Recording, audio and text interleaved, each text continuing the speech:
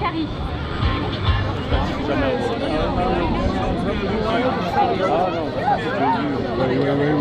Oui.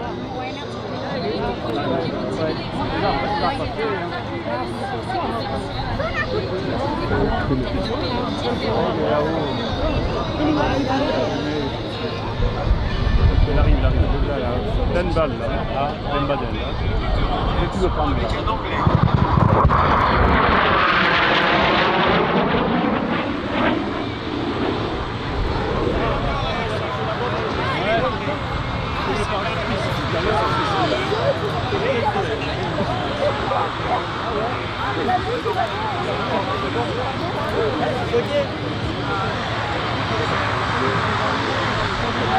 C'est pour ça qu'il y avait les pompiers tout à l'heure.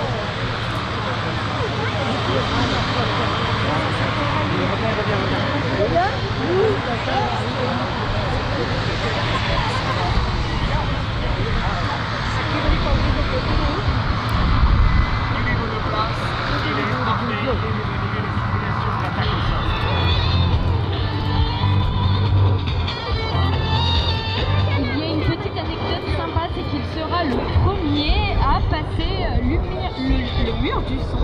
Avant Chuck Yeager, en octobre 1947, il a passé le mur du son dans son coin, au soufflé, en piqué, quelques jours avant.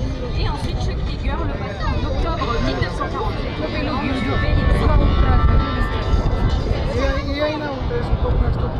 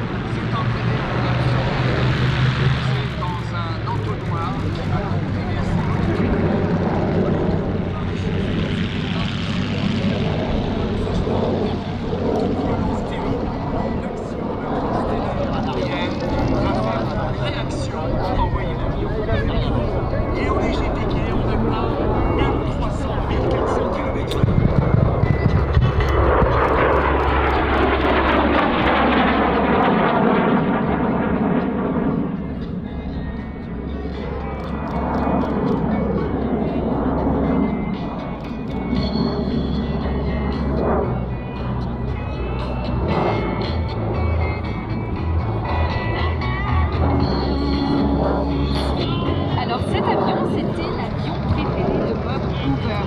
Bob, c'est un très grand pilote de chasse de la Seconde Guerre mondiale.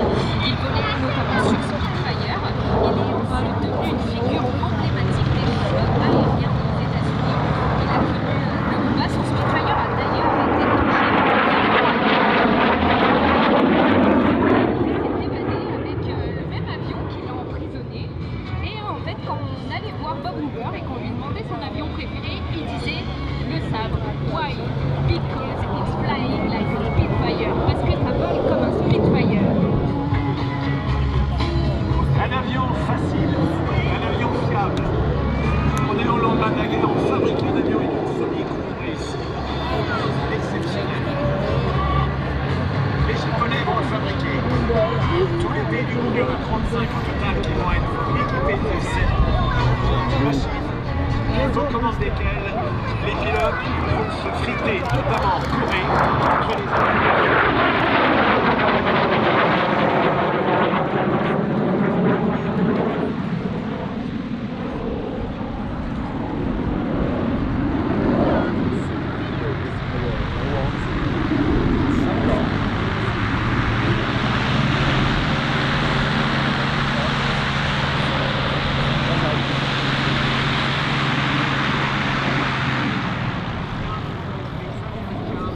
à l'époque, étaient des cendriers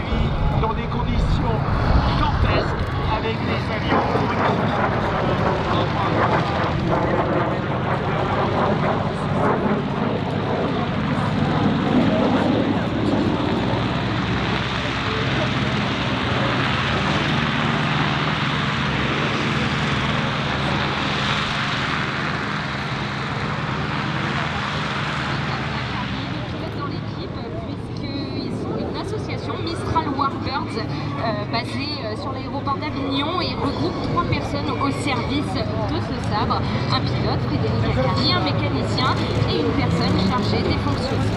Vous pouvez d'ailleurs les suivre sur les réseaux sociaux pour suivre toutes les aventures, que ce soit les meetings aériens et la maintenance de ce peuple F-86. Mistral Warbirds, c'est le nom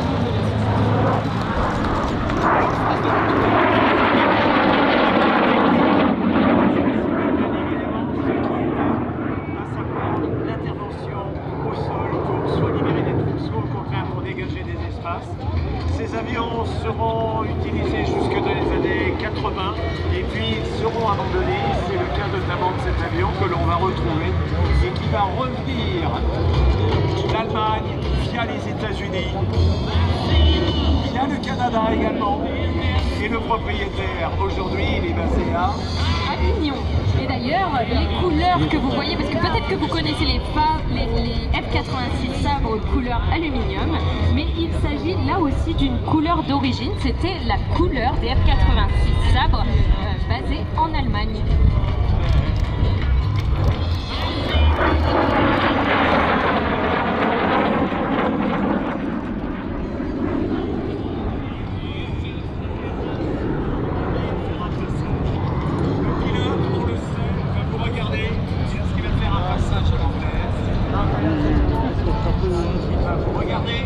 Alors on va le remercier à notre tour, lever les bras, les casquettes et on va le saluer dès lors qu'il sera pour nous.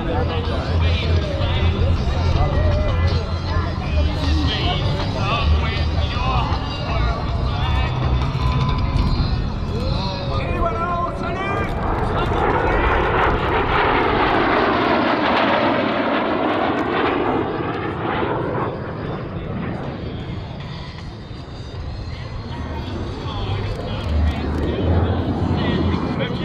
Limite son altitude de montée, sinon on pourrait le retrouver aux alentours de 8 000 mètres, 12 000 mètres.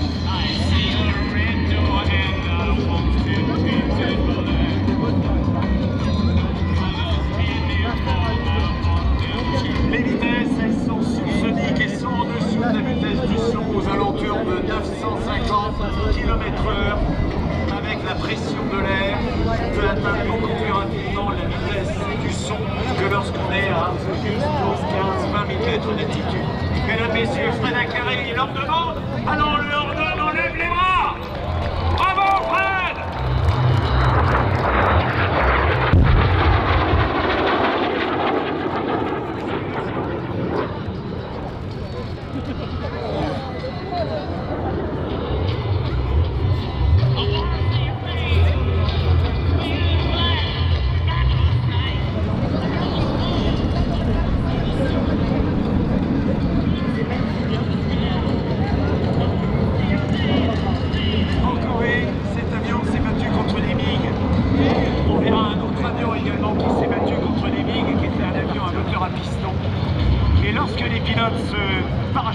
Parce qu'ils étaient éjectés de leur siège suite à un incident technique, eh bien il y a bien un Bronco qui n'était pas loin pour aller les rechercher, les baliser et leur envoyer des secours.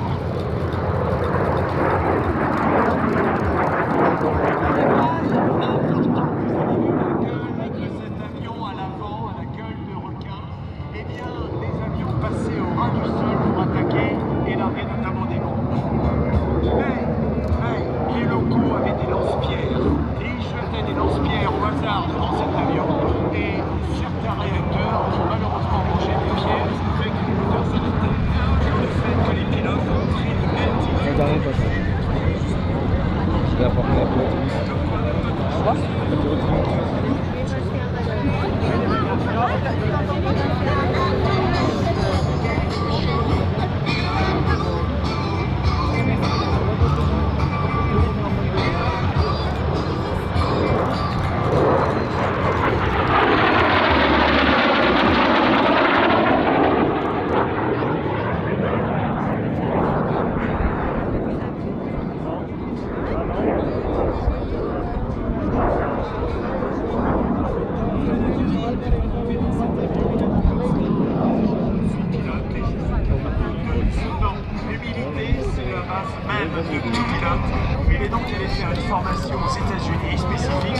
appareils.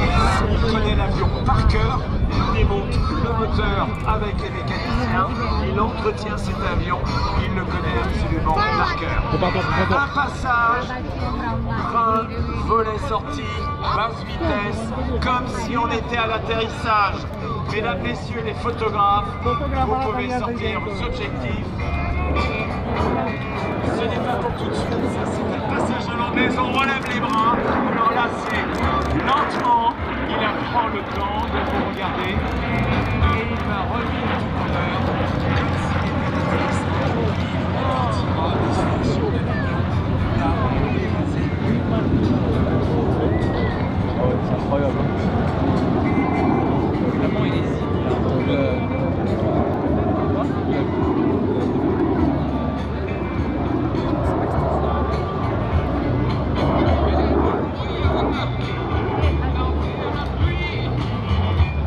L'environnement du terrain de Gap est un écrin.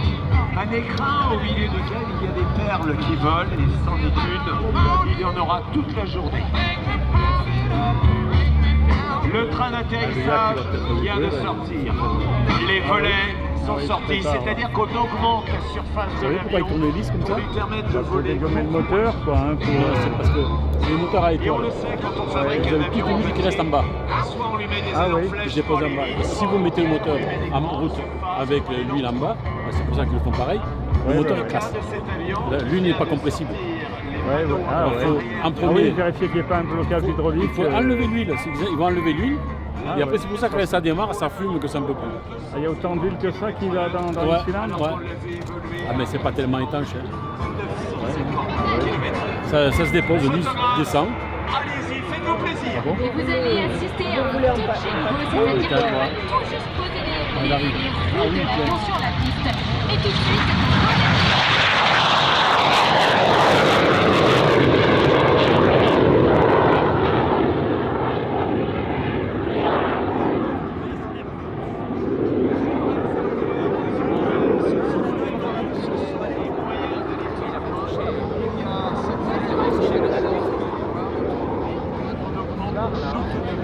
pour aller envoyer cet avion d'un point à un autre ou l'emmener à destination de l'attaque. Et à partir de ce moment-là, on peut larguer l'envol.